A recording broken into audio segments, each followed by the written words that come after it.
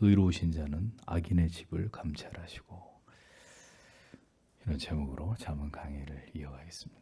12절을 보겠습니다. 의로우신 자는 사악한 자의 집을 통찰하시며 악한 자들을 멸망으로 파멸시킨다. 이렇게 기록이 되어 있습니다. 잠언은 반복해서 하나님께서 의인과 악인의 그 결말에 대해서 어떻게 개입하시고 이 일을 주관하시는지를 말씀하면서 경고를 하고 있습니다. 지혜가 무엇이냐?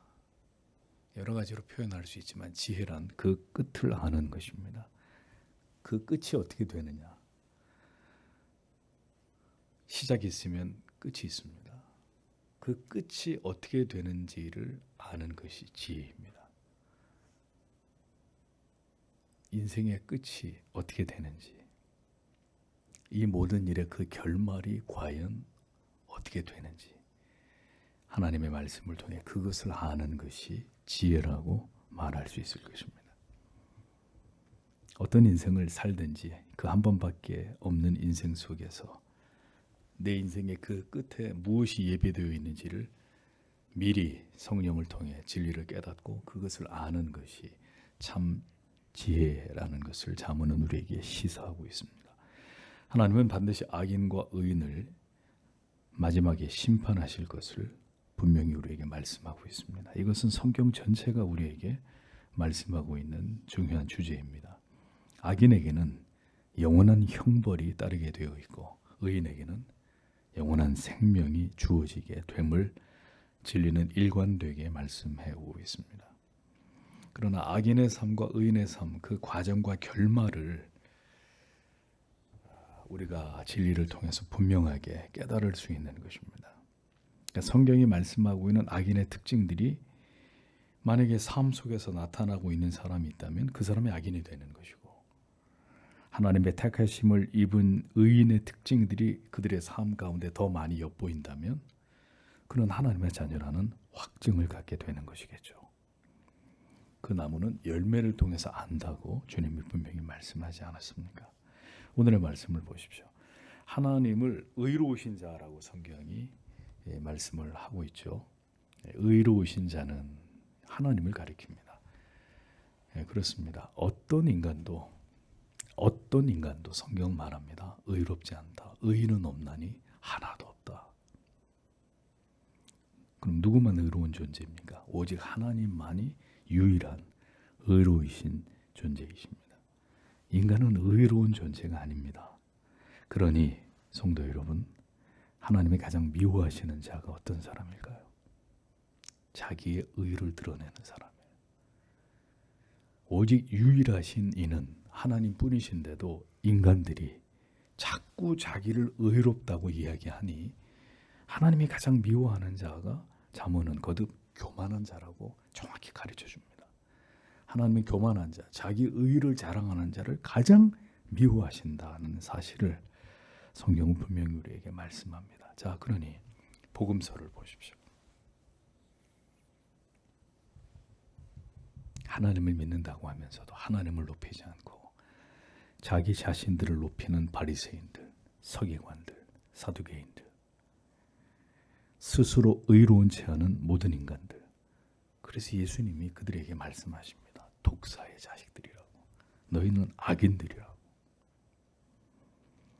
우리가 분명히 기억해야 되는 것은 자기 의를 드러내고 자기를 과시하려고 하는 자들이 바로 버림받은 자들의 특징이 되는 것입니다. 하나님의 자녀들은 주여, 이 죄인이 오늘도 당신 앞에 나왔습니다. 이 죄인을 불쌍히 여겨주시옵소서. 아무것도 저는 주님께 자랑할 것이 없고 드러낼 것이 없는 죄인에 불과한 존재입니다.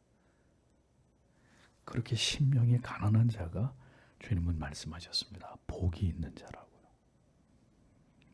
의로우신 하나님의 시선은 언제나 악인의 집을 감찰하신다. 이렇게 말씀했습니다.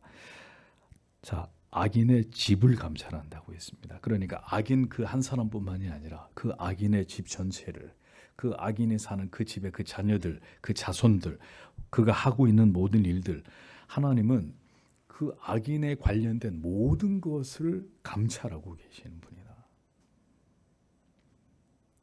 어떤 악한 일을 지금 꾸미고 있는지, 하나님은 소상히 그 악인의 집에서 일어나는 모든 일들을 속속들이 들여다보고 계시는 분이시라는 겁니다. 감찰하시고 마스켈이라는 말은 통찰하다, 관찰하다 이런 뜻이거든요. 하나님은 오랫동안 하나님께서는 악인의 집에서 일어나는 일들을 들여다보고 계십니다. 악인의 그 마음에서, 그 심령에서, 그 영혼에서 일어나는 모든 악한 움직임들을 낱낱이 관찰하고 계시는 분이 하나님이시다라는 것입니다.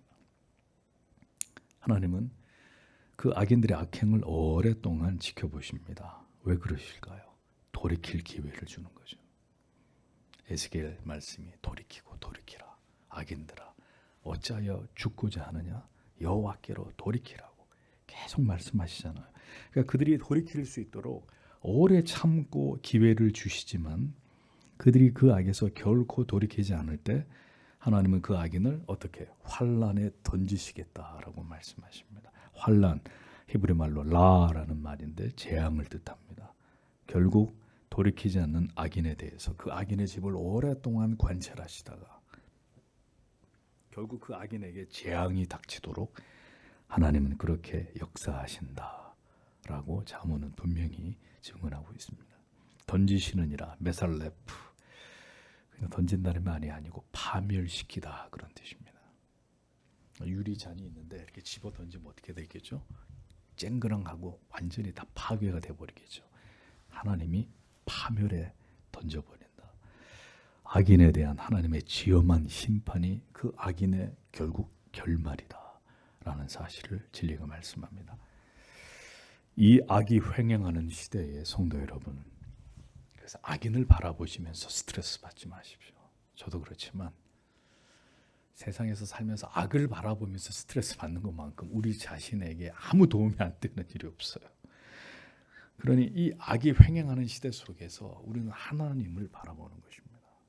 하나님의 말씀, 하나님의 약속, 하나님이 반드시 악인들을 벌한다고 하셨다.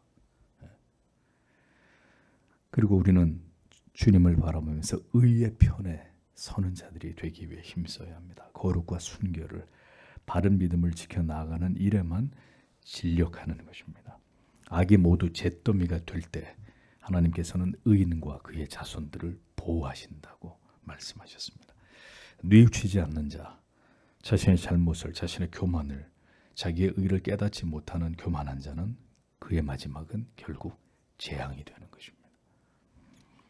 그렇지 않고 부디 돌이키기를, 우리는 그러니까 하나님을 향해서 진리를 떠난 자들이 부디 하나님의 은혜로 돌이켜 회개함으로 살 길을 찾기를 우리는 기도하고, 오늘도 돌이킬 것을 촉구하는 사명을 이 땅에서 잘 감당하는 하나님의 자녀들이 되어야 되리라고 믿습니다. 13절을 보겠습니다. 가난한 자의 울부짖음으로부터 그의 귀를 닫는 자, 그 또한 부르짖을 것이다. 그러나 그가 응답받지 못할 것이다. 이렇게 기록되어 있습니다. 자, 여러분, 유사 이래로 하나님께서 이 세상을 만드신 이후로 지금까지 가난한 자들은 항상 존재해 왔습니다. 가난한 자가 우리 주변에 없었던 때가 없습니다. 항상 가난한 자들이 우리 주변에 있습니다. 이것 또한 하나님의 섭리입니다. 그들이 왜 가난한 삶을 사는지에 대해서 우리는 알지 않기로 해야 됩니다. 그거에 대해서, 그 가난의 이유에 대해서 우리가 그것을 책잡거나 그것을 나무랄 이유가 없습니다. 중요한 사실은 가난한 자는 반드시 우리가 도와야 될 사명과 책임이 우리 그리스도인들에게 있다라는 사실을 성경이 줄기차게 말씀하고 있다는 것이죠. 잠언은 말씀합니다. 귀를 막아 가난한 자의 부르짖는 소리를 듣지 아니하면, 이렇게 기록되어 있습니다. 막아, 오템이란 말인데, 입술을 닫거나 귀를 막거나 창문을 닫는 이 적극적인 행위를 가리킵니다. 그러니까 이렇게 소리가 들려면 귀를 이렇게 틀어막고 안 들으려고 막, 그리고 밖에서 소리가 들리면 그냥 창문을 다 닫아가지고 걸어 잠그고, 그러니까 적극적으로 어떤 외부로부터의 소리를 차단하려고 하는 적극적인 행위를 가리킵니다. 자, 그러니까 여러분, 무관심에는 두 가지 종류가 있습니다.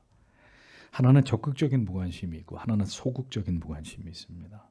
전자는 악랄하게 모든 관심을 차단하는 것입니다. 관심을 그냥 내 의지로 끊어버리는 것입니다. 즉 생각하고도 싶지 않아 하는 악랄한 무관심입니다. 악랄한 무관심. 후자는 의도하지 않은 무관심이에요.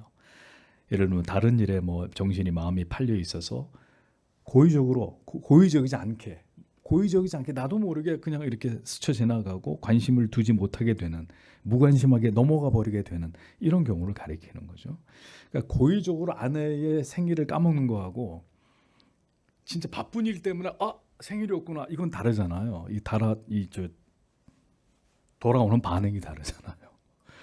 그러니까 여기서 말하는 것은 적극적 무관심을 이야기하는 것입니다. 일부러 귀를 틀어 막아버리고 아우 듣기 싫어, 아우 저 가난뱅이 또 저렇게 나한테 와서 돈 달라고, 이 가난한 자들에 대해서 어떤 관심도 두지 않으려고 하는 악랄하고 무자비함을 가리키는 것입니다. 가난한 자의 부르짖음이라고 있어요. 부르짖는 소리. 가난한 자가 왜 부르짖을까요? 궁핍의 고통 속에서 도와달라고, 살려달라고, 나에게 먹을 것을 좀 달라고 간절히 요청하는 것이잖아요. 제발 도와달라는 간절한 절규에 대해서 철저하게 귀를 틀어 막아서 외면하는 이 악인에 대해서 잠언은 그런 자가 당할 일에 대해서 정확히 말씀합니다. 그게 뭡니까? 가난한 자의 울부짖음에 대해서 귀를 닫아버리는 자에게는 저주와 같이 그에게도 동일하게 궁핍함으로 그가 울부짖게 되는 일이 그에게 일어나게 된다고 성경은 말씀합니다. 악을 행하는 자, 그 악의 대가가 반드시 자기에게 돌아옵니다. 이것이 하나님의 공의이고 섭리입니다. 다른 사람 눈에 눈물 나게 하는 일을 하면 내 눈에 피눈물이 나게 만드는 게 하나님의 심판입니다. 가난한 자에게 극렬히 무관심하면서 이기적인 삶을 살아간 자들에게 마침내 하나님이 그에 대한 그 죄에 대한 벌을 내리실 때 그 가난한 자들이 겪은 동일한 고통이 그에게도 찾아오도록 만들어 버리신다라는 겁니다.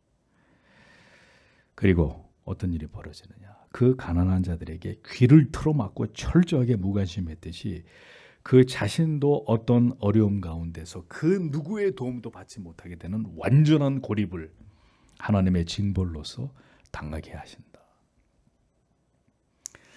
그러니까 여러분, 선하게 대해야 됩니다. 온유하게 대해야 되고 사랑으로 대해야 됩니다. 그게 나에게 다시 돌아와요. 그 유명한 예수님이 말씀하시는 황금률, 마태복음 7장 12절에 그러므로 무엇이든지 남에게 대접받고자 하는 대로 너희도 남을 대접하라. 이것이 율법이요 선지자니라 그랬습니다.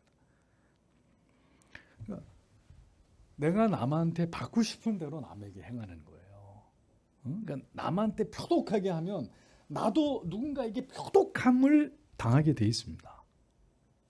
성경은 분명히 이 원리를 우리에게 가르쳐주고, 네가 행한 대로 너에게 온다. 가난한 사람을 적극적으로 도와주고 선을 베풀었느냐? 그럼 너도 언젠가 꼭 필요한 순간에 너도 다른 사람의 선행을 통해서 요긴하게 도움을 받는 일을 하나님이 너에게 허락해 주신다는 거죠.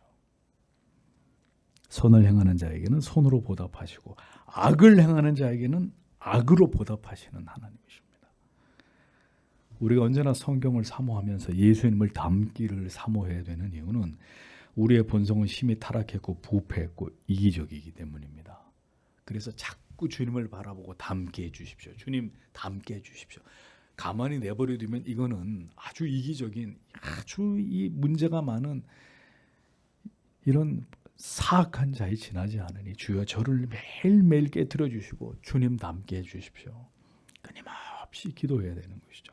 매일 진리를 통해서 우리의 죄성이 깨트려지고 더 온유하고 선하고 이타적인 사람이 되기 위해서 주님의 은혜를 구하고 우리 안에 죄성에 대해서 아파하지 않는다면 우리는 하나님의 원하시는 하나님의 이름을 드러내는 선한 삶을 이 땅에서 살아갈 수 없는 사람들입니다. 그러니까 본보기가 필요해요. 본보기가. 좋은 본보기가 필요해요. 그러니까 좋은 본보기가 있으면 저 사람처럼 되고 싶다. 저 사람처럼. 저분처럼. 이게 참 중요한 것 같아요. 이런 모델이 있다는 게, 좋은 선한 모델이 있다는 게. 훌륭한 부모님이 있어서 부모님이 좋은 모델이 주신다든지, 아니면 훌륭한 선생님이 있어서 그런 선생, 그런 은사님, 저분처럼, 아니면 뭐 주변에 훌륭한 형이 그렇든지 누나가 그렇든지, 뭐 어떤 좋은 선배가 있든지, 회사에 훌륭한 상관이 있든지, 그래서 그분을 쳐다보면서 나도 저분처럼 돼야지. 이게 참 우리 그리스도인에게 중요한 부분입니다. 인간은 스스로 자기 안에서 의를 만들어낼 수 있는 게 아니라 끊임없이 누군가를 바라보고 흠모하고 닮아가려고 해야 되는데, 우리가 그렇게 하기에 우리에게 완전한 존재가 누가 있어요? 예수 그리스도밖에 없는 거예요. 그래서 우리는 매일매일 성경을 열고 그 속에서 예수님을 바라봐야 돼요. 그분의 그 존귀하심, 그 아름다우심, 그 선하심, 인자하심, 자비하심, 그 넘쳐나시는 사랑을 매일매일 주님을 바라보는 거예요. 그럼 큰 바위 얼굴처럼 어렸을 때부터 태어나서 그 동네에서 어른이 될 때까지 늘 큰 바위 얼굴을 바라보던 그 소년이 나중에 어린이 됐을 때 그 사람이 바로 그 동네의 큰 바위 얼굴, 모든 사람이 존경하는 사람이 됐듯이 예수 그리스도를 계속 바라보는 거예요. 사람을 바라보지 마세요. 인간은 다 냄새나고 죄인에 불과해요. 거울로 내 자신도 바라보지 마세요. 그리스도를 바라보는 겁니다. 이것이 우리가 하루를 시작하고 하루를 끝내면서도 말씀과 기도로 그리스도를 바라보면서 하루를 시작하고 그리스도를 바라보면서 하루를 마무리해야 되는 우리에게 매우 중요한 이유가 된다는 것입니다. 우리의 귀와 마음이 항상 가난한 자들, 병든 자들, 외로운 자들, 고통당하는 자들을 향해 열려 있기를 기도하십시오. 그리고 그들을 어떻게 구체적으로 도울지를 생각하십시오. 하나님은 우리의 모든 마음과 행위를 말없이 지켜보고 계시는 분입니다. 악인의 집도 조용히 관찰하시지만 하나님의 모든 자녀들의 그 마음과 행위를 말없이 조용히 지켜보고 계시는 분입니다. 그리고 다시 말씀드립니다.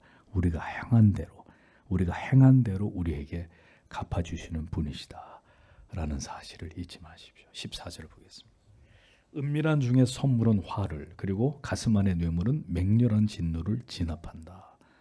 이렇게 지격되어 있습니다. 본절은 부정한 뇌물이 얼마나 치명적인 효과를 불러오는지를 경계하고 있는 말씀입니다. 그러니까 은밀한 선물, 폼의 뇌물, 다 뇌물을 가리키는 거죠. 뇌물. 뇌물과 선물의 차이는 무엇일까요? 뇌물은 둘 다 주는 건데, 뇌물은 악한 의도와 목적을 은밀하게 이루기 위해서 전달하는 선물이 뇌물입니다. 쉬게 하고 이급해, 정복하다, 진압하다 이런 말이거든요. 모든 포악한 분노가 은밀한 선물로 인해서 해결이 된다면, 또 맹렬히 타오르는 분노가 뇌물에 의해서 그게 그쳐진다면, 자 보십시오. 뇌물의 위력이 얼마나 큰지를 알 수 있죠. 포악한 분노, 그리고 맹렬한 분노도 뇌물을 은밀하게, 뇌물을 딱 쓰는 순간 그것이 다 사라진다, 소멸된다, 잠재워져 버린다. 그래서 성도 여러분, 악을 다스리는 것은 그가 원하는 것을 선물함으로 그 노를 가라앉히는 뇌물이 아니라는 거예요. 뇌물이 돼서는 안 된다는 거예요. 악한 분노의 불꽃이 막 타오르고 있는데 그 악인에게 그가 좋아하는 뇌물을 딱 들이밀어서 그 악의 분노를 잠재우는 것은 그리스도인이 해야 될 일이 아니라는 겁니다. 악을 척결하고 그 악을 드러내서 돌이켜 회개케 하는 것이 우리에게 필요한 것이지, 그 펄펄 끓는 그 분노의 악에 대해서 뇌물을 써서 그 악을 잠재우는 것은 하나님의 방법이 아니라는 거죠. 그런데 그 효과는 치명적이다.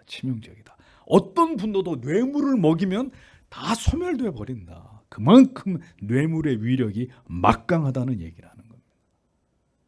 자, 그러니까 뇌물 안 쓸 사람이 어디 있겠어요? 예를 들면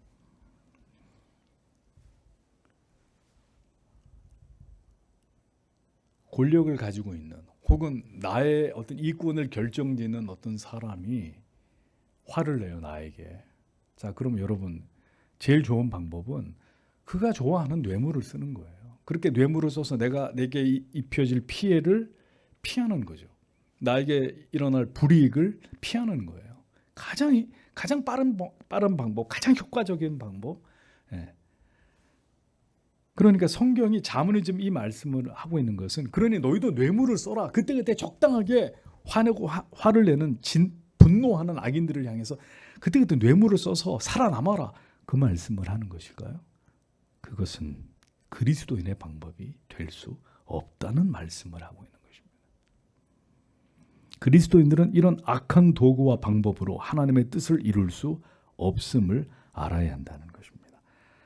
악인의 분노를 끄는 것은 뇌물과 같은 친절이나 온유나 부드러운 인간적인 것들이 아니라는 것이죠. 그건 악의 근본적인 문제를, 악의 분노를 해결할 수 없다는 것입니다. 그래서 그리스도인들은 뇌물을 이용할 이유가 없는 사람들이에요. 우리가 이 땅에서 살면서 뇌물을 쓸 이유가 있느냐? 그리스도인들에게 뇌물은 불법한 것, 뭔가 법을 벗어나서 내 이익을 불법한 방법으로 얻고자 할 때 쓰는 게 뇌물인데, 신자라는 이름으로 이 세상을 지나가는 동안 우리가 뇌물을 쓸 일이 있냔 말이죠. 없다는 거예요. 이게 치명적인 효과가 있는 방법인데, 그리스도인들은 어떤 경우도 이런 악한 방법으로 문제를 푸는 자들이 되지 말라는 것입니다. 분노를 그치게 하기 위해서 우리는 인간이 좋아하는 어떤 것을 동원하지 않아야 한다. 문제를 푸는 원리는 성경에 있고 우리는 진리로서 이 문제들을 풀어가야 된다라는 것입니다. 진노가 부당하고 불법한 것이라면 그 진노에 대해서 우리는 관여할 이유가 없는 것입니다. 그 진노는 그 분노의 주인공이 악인임을 표하는 것일 뿐입니다. 악인의 진노에 대해서 의인은 뇌물을 쓸 어떤 이유도 없는 사람이어야 한다. 악이 분노할 때 우리는 이것에 대해서 상대하거나 상응할 어떤 이유도 없는 자들이어야 한다라고 잠언이 말씀하고 있는 것입니다. 그 악인이 힘이 있고 권력이 있어서 우리를 핍박하고 박해하고 죽일 수도 있어요. 여기서 뇌물을 쓰면 살 수 있어요. 그러면 신자가 뇌물을 써야 되냐? 아니라는 거죠. 신앙의 힘으로, 하나님만을 의지하는 믿음으로 악인으로부터 받는 그 모든 핍박과 박해를, 괴로움을 감당하라는 거죠. 뇌물을 쓰고 비굴하게 살 생각을 하지 말고. 네로에게 죽임을 당한 수많은 그리스도인들처럼 뇌물을 바쳐서 목숨을 구하기보다는 기꺼이 신앙을 지키고 죽음을 맞이할 수 있는 이 믿음이 우리에게 필요하다는 것입니다. 잘 기억하십시오, 성도 여러분. 지금은 아직 우리가 뇌물을 생각할 상황이 아니잖아요. 근데 극단의 상황으로 가면 우리가 생각 안 하게 될까요? 반드시 우리는 이 유혹을 받을 겁니다. 여기서 돈을 조금만 쓰면 빼낼 수 있어. 돈을 조금만 쓰면, 저 악인한테 조금만 뇌물을 먹이면 이거 간단하게 해결할 수 있어. 그때 그리스도인이 내게 만약에 돈이 있다면 그걸 안 하겠습니까? 믿음으로 모든 문제를 풀어야 된다는 거죠. 그것이 하나님의 방법이라는 것입니다. 그러니까 수단과 방법을 가리지 않고 목적을 이루는 것은 성경이 말씀하는 바가 아니라는 것입니다. 그리스도인들은 비록 우리에게 불이익과 손해가 있다 할지라도 옳지 않은 방법으로는 절대로 문제를 해결해서는 안 되는 자이다. 돈이면 안 되는 것이 없는 세상에서 돈으로도 할 수 없는 것, 해서는 안 되는 것이 있는 사람들, 그들이 그리스도인들이다. 하나님의 자녀들이다. 하나님을 두려워하는 하나님의 사람들이다. 우리는 이 진리를 기억해야 되는 것입니다. 15절을 보겠습니다. 공의를 행하는 것이 의로운 자에게 즐거움이다. 그러나 악을 행하는 자들에게는 멸망이다. 이렇게 기록이 되어 있습니다. 하나님을 경외하고 사랑하는 사람들은요, 불의와 불법을 생각할 수가 없습니다. 왜냐하면 우리 안에 계신 성령 하나님께서 우리가 의롭고 진실하고 정직하게 행할 때 기뻐하십니다. 우리 안에서. 반대로 우리가 불의를 행하고 불법을 행하고 악을 행하면 우리 안에 있는 성령이 근심하십니다. 슬퍼하십니다. 그래서 우리의 마음 가운데 즉각 뭔가가 잘못됐다는 사실을 깨닫게 하십니다. 하나님 안에 있을 때, 그 공법과 정의를 따라 행할 때 하나님은 하나님의 자녀들에게 참 평안과 기쁨과 행복과 위로를 누리게 하십니다. 하나님의 통치를 따라서 공의로운 길로 행할 때 성도는 그래서 감사가 넘치게 되고 즐거움이 영혼 가운데 생겨나고 인생을 보람 있게 살아갈 수 있게 됩니다. 하나님께서 통치하시는 영혼과 그렇지 않은 영혼은 자주 말씀드렸어요. 그가 추구하는 삶의 방향과 내용으로 알 수 있다. 어떻게 해요? 수단과 방법을 가리지 않는 자들, 뇌물을 사용하고 적당히 눈 감아주고 불법을 덮어주고 그렇게 할 수 있는 이유는 그들 마음속에 하나님이 없기 때문이에요. 간단한 이유예요. 하나님이 없기 때문에 그게 가능한 거예요. 언제나 진실하고 정직하고 불의와 불법을 쳐다보지도 않고 생각지도 않고 근절하려는 삶으로 그는 그 사람 영혼 안에 하나님이 계신다는 사실을 나타내게 되어 있습니다. 유대주의자들은 겉으로만 하나님을 경외하고 사랑하는 자들이었기 때문에 그들은 뒤로 돌아서서는 불법과 불의를 일삼았던 것입니다.